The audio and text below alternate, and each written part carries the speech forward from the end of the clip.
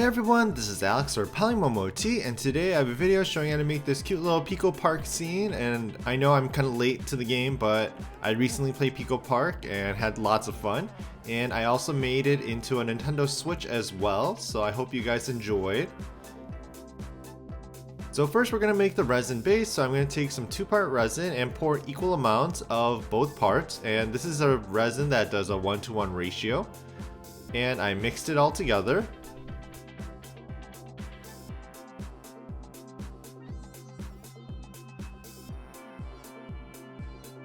And this is a little rectangular mold. I actually got this from a Sophie and Toffee box. I believe it's part of their Polaroid box. And I poured in my resin into the mold and let that set for 24 hours. And here is the frame that we're gonna use. So I didn't get very far when I played PICO Park. We were just doing one of the beginning levels. So that's one of the levels I'm doing for our little project here. So I'm going to flatten out some clay into kind of a thicker sheet, and I'm going to cut out 2 rectangles of different lengths, one a little bit longer than the other.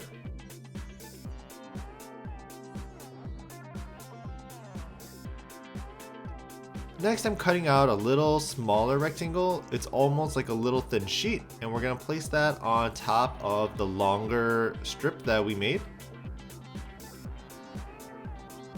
And then we're going to take some red clay, flatten it out, and cut out a little rectangle as well.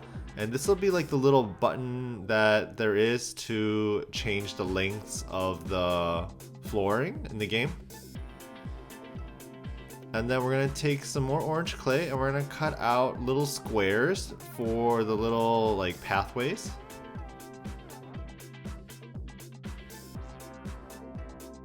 For the key, we're going to take some yellow clay and we're going to flatten it out and cut out a little square. And taking the dotting tool, we're going to poke a little hole in the middle. And then underneath it, we're going to attach a long rectangle and add a little square on the side, and that is the key. To make the number block, we're going to make a little cane. So I took some white clay and I pinched it into a rectangular shape. And then I flattened out some orange clay and used that to wrap around my white rectangle.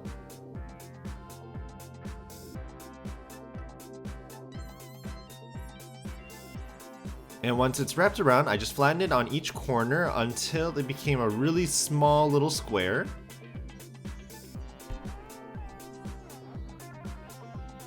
And then I was able to slice it into a thin piece. And we have our little block.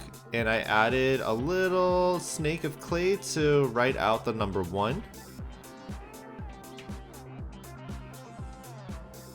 Next, we're going to make the little game player. So I flattened out some purple clay and I cut out a little square. And I added little ears by adding tiny little squares on top.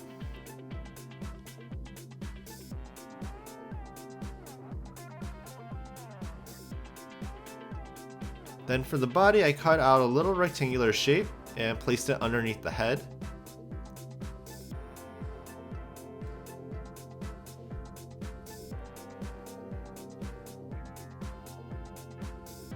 Then I added a little silver square just to show like the spacing between the legs because I didn't want to cut out. And I added 2 little squares in a rectangle for the arms and 2 little square eyes as well. And I made 4 of those total. The 3 that I made off camera looked so much better than the one I did on camera. Next, we're working on the Nintendo Switch, so I'm going to roll out some black clay into a thick snake and flatten it out because we're going to make a little outline around the resin piece.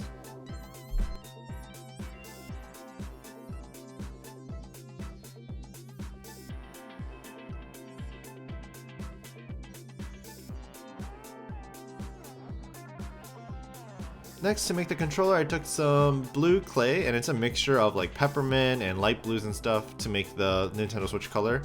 And I pinched it into a rectangular shape.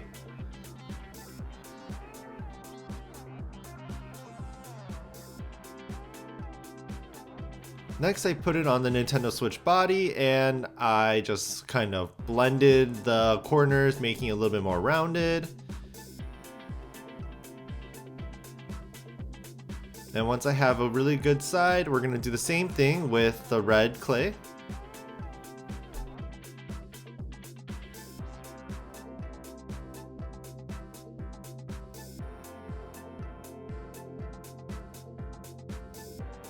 And once that's done, we're just going to go ahead and place all the little buttons that the Nintendo Switch has. The only thing I regret is that I didn't add the little like left and right buttons on the top of the Switch. I totally forgot about the little tabbies, but well, the front is all that matters for now.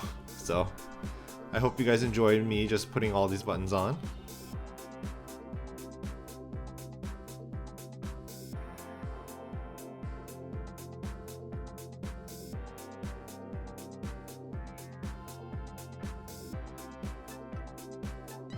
Once completed, this is the baked product. I still regret not adding the little tabbies. Then next, we're just going to take the little PICO Park details and we're just going to glue it onto our resin base.